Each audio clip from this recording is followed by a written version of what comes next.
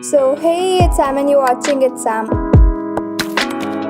So आज मैं uncanny counter के थर्ड एपिसोड का एक्सप्लेन करूंगी इन minimum word as I can. You can watch the previous videos by clicking on the i button. जैसा कि हमने लास्ट एपिसोड की एंडिंग में देखा था, हमारे काउंटर्स एक स्ट्रॉन्ग इवल स्पिरिट को पकड़ने जा रहे हैं. सुमन को बाकी काउंटर्स साफ मना कर देते हैं कि खुद की मर्जी से कुछ मत करना. दोहाना उसे याद दिलाती है कि वो खुद के इमोशंस पे कंट्रोल नहीं कर पाता है. अगर वो लड़ेगा तो या वो होस्ट को मार देगा या फिर वो खुद मर जाएगा. वहाँ पे पहुँचते ही वो रियलाइज करते हैं कि उनकी यंग टेरिटरी खत्म हो चुकी है. उस इवल स्पिरिट के हाथ में जो वेपन था उसके जरिए वो एक स्टोन मैच तक पहुँचते हैं. वहाँ से गामो तक और दोहाना उस बच्ची को ढूंढने निकल जाते हैं. वो इवल स्पिरिट उस बच्ची और उसके फादर को इसलिए मारना चाहता था क्योंकि वो आदमी गरीबी और कर्ज में भी इतना खुश था. फिर वो होस्ट उस मासूम आदमी को बहुत मारता है. वो उस बच्ची को मारने ही वाला होता है कि सुमन वहाँ पे आ जाता है. उस होस्ट को रोकते हुए सुमन को वो कपल दिखता है जिन्हें इस होस्ट ने मारा था और वो शॉक्ड रह जाता है. वो होस्ट उस बच्ची को लेके वहाँ से भाग जाता है. दोहाना और गामो तक वहाँ आ जाते हैं. मिस चू को वो बुलाते हैं. गामो तक और सुमन उस होस्ट के पीछे भागते हैं. वो इवल स्पिरिट उस बच्ची को मारने ही वाली होती है कि गामो तक उसे बचाने की कोशिश करता है, पर वो होस्ट उसे परेशान कर रहा था. तभी सुमन उस होस्ट से लड़ता है और उनकी यंग टेरिटरी आ जाती है और सुमन बहुत ही गुस्से में होस्ट को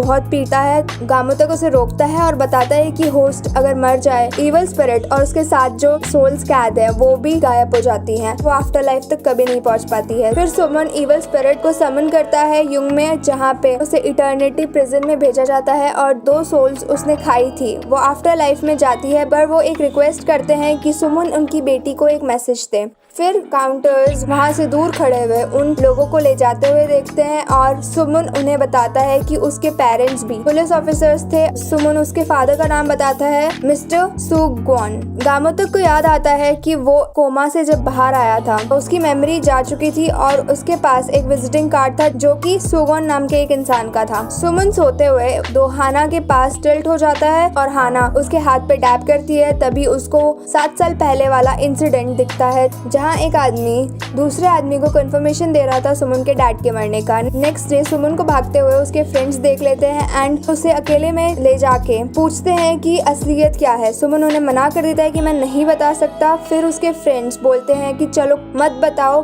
बट हमें तुम्हें वॉक करते हुए देखना है. फिर वो उसे देख के रोने लग जाते हैं एंड वो बहुत ही ज्यादा खुश होते हैं. यार ऐसे दोस्त होना कितना लकी होता है. ऐसे 2 दोस्त हजारों दोस्तों से बेटर होते हैं. बहुत ही लकी लोगों को मिलते हैं ऐसे दोस्त. सुमन इसके स्कूल में बुली बंद करवा देता है. सो उनका वसूली गैंग लीडर वहाँ सुमन से लड़ने आता है. उन लीडर्स को धोबी पछाड़ देके भगा देता है. जैसे ही वो गैंग लीडर होश में आता है, मेयर का बिगड़ा हुआ बेटा आइडिया देता है उसे सुमन के फ्रेंड्स को चोट पहुंचाने का. सुमन के फ्रेंड्स उसे साइकिलिंग सिखा रहे होते हैं. तभी उसके सामने एक ट्रक आ जाता है. 7 साल पहले वाले इंसिडेंट की वजह से वो ट्रक्स वगैरह जब भी अपने सामने देखता है वो सहम जाता है और इस बार भी यही होता है. तो उसके फ्रेंड्स उसे संभालते हैं. गामो तक हाना और मिस्टू को बताता है कि सुमन और वो एक ही दिन में कोमा में गए थे. दोहाना उन्हें बताती है कि उसने जब सुमन की मेमोरीज रीड की उसे पता चलता है कि वो एक एक्सीडेंट नहीं था बल्कि वो एक वेल प्लान्ड एक्सीडेंट था. और फिर गामो तक छानबीन करने के लिए जाने वाला होता है. तभी वहाँ जय जंगमूल आ जाते हैं एंड सुमन भी. जंगमूल सुमन को काउंटर कार्ड देता है, क्रेडिट कार्ड जिसमें अनलिमिटेड क्रेडिट वो निकाल सकता है, और एक सीसीटीवी बंद करने के लिए डिवाइस देता है जिससे वो कहीं की भी सीसीटीवी बंद कर सकता है. फिर वो वहाँ से जाने वाला होता है. गामो तक उससे लिफ्ट मांगता है पुलिस स्टेशन तक. गामो तक को सुमन और अपने केस के बारे में इंफॉर्मेशन चाहिए थी, तो वो इन्वेस्टिगेशन रिपोर्ट निकलवाता है जिसमें उसकी रिपोर्ट में ट्राइड टू कमिट सुसाइड आया था और सुमन के रिपोर्ट में ड्रग अंडर इन्फ्लुएंस आया था. तो वो सिविल पिटीशन फाइल करता है. वहाँ पे एक क्रिमिनल घूम रहा होता है जिसका पोस्टर वहीं पे लगा होता है. उसकी केस ऑफिसर किम जुंग यो